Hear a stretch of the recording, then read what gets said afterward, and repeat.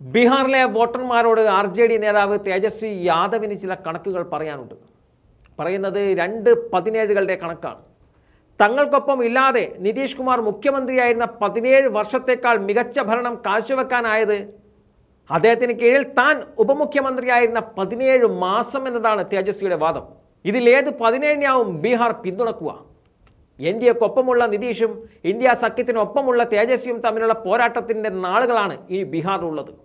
അതുകൊണ്ട് തന്നെ മേൽപ്പറഞ്ഞ 2/17കളെ പരസ്പരം പഴിചാരിയാകും ബീഹാറിലെ പ്രചരണങ്ങൾ. നിതീഷ് കുമാറിൻ്റെ കളം മാറ്റം തന്നെയാണ് ബീഹാറിലുണ്ടായ ഏറ്റവും വലിയ രാഷ്ട്രീയ മാറ്റം. പൊതു തെരഞ്ഞെടുപ്പ് തൊട്ടടുത്ത് എത്തി നിൽക്കുമ്പോഴാണ് ഇന്ത്യ സഖ്യത്തിന് വലിയ തിരിച്ചടി നൽകിക്കൊണ്ട് നിതീഷ് കുമാർ മറുകണ്ഠം ചാടിയത്. രാഷ്ട്രീയ ചരിത്രം അറിയുന്നവർക്ക് നിതീഷിൻ്റെ കളം മാറ്റം അത്ഭുതമല്ലെങ്കിലും ഇന്ത്യ സഖ്യത്തിൻ്റെ സ്ഥാപകരിൽ മുൻനിരക്കാരനെ നഷ്ടപ്പെട്ടത് പ്രതിപക്ഷത്തിനുണ്ടാക്കിയ ആഘാതം ചെറുതല്ല. അങ്ങനെ കഴിഞ്ഞ ലോക്സഭാ തെരഞ്ഞെടുപ്പ് പോലെ ഇക്കുറിയും NDAയുടെ ഭാഗമായി BJPക്കൊപ്പം ചേർന്ന് കോൺഗ്രസിനെയും RJDക്കുമെതിരെ നിതീഷ് പോരാടുകയാണ്. അധികാരത്തിനായി ഇടയ്ക്കിടെ മറുകണ്ഠം ചാടുന്ന നിതീഷിനെ വിശ്വസിക്കാൻ സാധിക്കില്ല എന്നതാണ് RJDയും കോൺഗ്രസും ഉൾപ്പെടെ എതിർപക്ഷത്തിൻ്റെ ആരോപണം. എന്നാൽ 2 തവണ ചാടിയ താൻ ഇനി എങ്ങോട്ടുമില്ലെന്നും ഇവിടെ ഉറച്ചു നിൽക്കുന്നുവെന്നും നിതീഷ് ആണയിട്ട് പറയുകയും ചെയ്യുന്നുണ്ട്.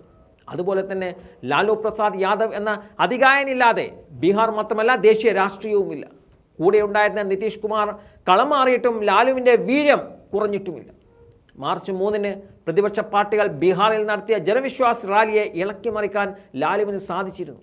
ലാലുവിൻ്റെ മകൻ തേജസ്വി യാദവ് നയിക്കുന്ന RJDയാണ് ബീഹാറിൽ ഇന്ത്യ സഖ്യത്തിൻ്റെ ഇനിയുള്ള മുൻനിരക്കാർ.